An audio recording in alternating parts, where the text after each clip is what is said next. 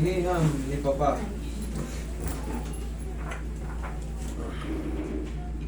Pwede po ba mag-video? Sure.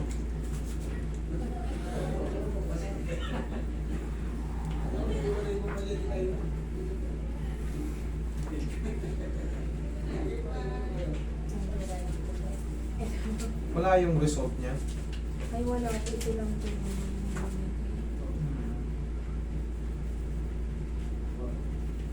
Ngayon, ano po bang nararamdaman niyo? Ano lang po yung ticking dito. Tapos, pag hindi naman siya bigla-bigla na lang kasi siya minsan na sumasakit dito ang part hanggang dito na siya sa ulo po. Sumasakit siya? Oo, sumasakit siya. Okay. Tapos yun nga, may ticking siya. Dito siya sa left meron, pero dito sa right, wala siyang ticking. Yun nga lang recently, parang napapansin ko na parang sumasakit na rin siya dito. Papunta na rin siya sa ulo. Pero mas madalas. Alam mo kung bakit? Na medyo maluwag na yung ano mo, yung condyle mo. Ito, oh.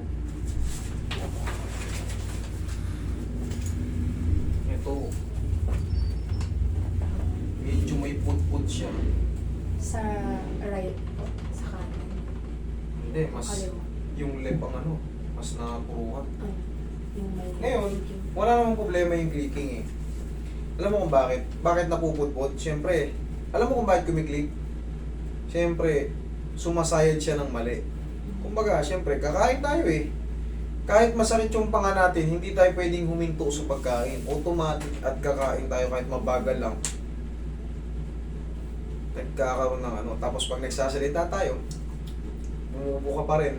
Kaya, ang mangyayari dyan, habang tumatagal,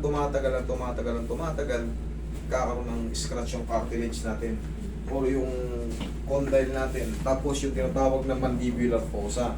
Ngayon, sumasakit daw yung dito niya eh. Bakit? Bakit sumasakit? Siyempre, meron diyang mga muscle dito, tapos mga ligaments na nakakonected palibot dyan sa ganyan.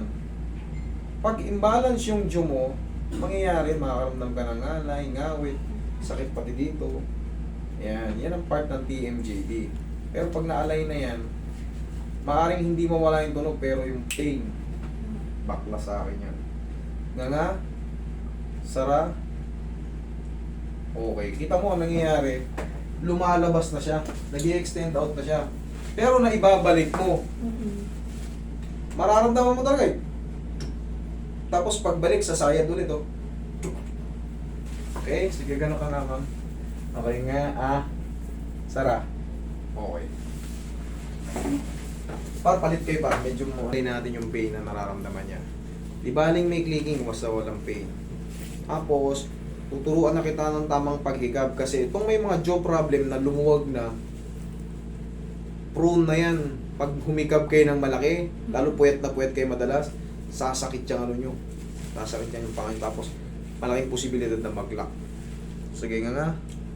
Dahan-dahan, sara. Sara. Okay, isa pang nga. Diretso nga lang. Sara. Pang. Bingo. Okay, dyan lang muna. Marinig nyo, okay, ganun talaga ang treatment. Pero, hindi yan madidislocate pag ako nag-adjust. Malalaman mo yan pag na-dislocate, mamamaganin dito niya. Sa lakas ng tumunog na yun, pag dislocation nyo, na-dislocate, siyempre, alam mo nang kasunod nun. Sasakit na yan. Kasi ma-overstress na yung tinatawag nating pterygoid muscle.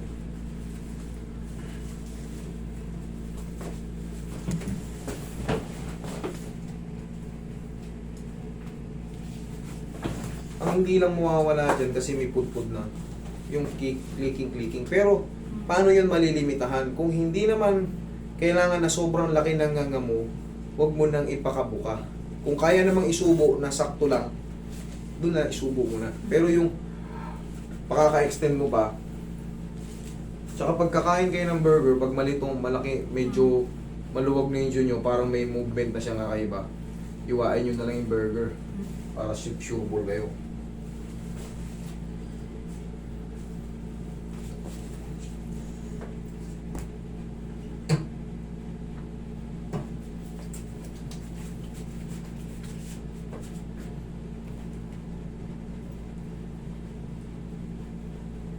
Tapos ngayon, ma'am, anong hilig mo? Coffee, Milo, gatas, tsaa.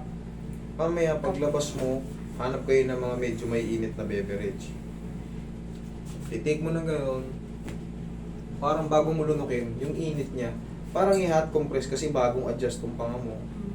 Possible na may mga parang konting reaction. Pero saglit lang naman yun. Kahit ngayon, wala namang ano yan. Hindi naman kasi siya na-dislocate talaga. Bumalik lang siya. O sige nga.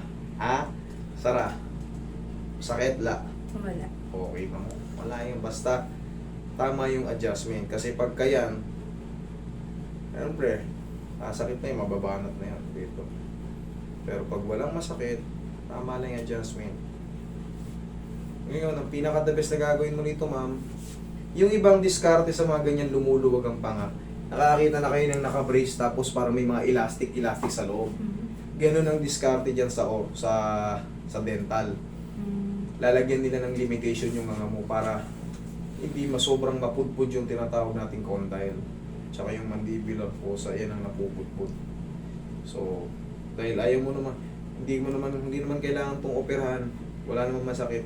Limitahan mo na lang yung pagbuka ng bibig. Kung kaya mo namang subo ng normal lang ang alam, huwag mo na paka-extend. Tapos, pagka hihikab tayo, ganito. Higi ka. Yan. Yan o. Okay na mo, walang pain. Ganun lang. Pwede mong extend pa siya, basta tatandaan mo, nakalubog ito. Okay? Sige, ulit ka o. Kahit puwet na puwet ka, kasi pag puwet na puwet tayo, hikab na hikab eh. Ganun lang o. Kahit ito dumayan, basta ilubog mo to. Okay? Wala siyang masakit? Wala O, masakit. tingnan mo rito, obserbahan mo ngayon yung palibot ng ano mo dito mo. Okay na? Mas okay siya. Thank you. Ganun lang.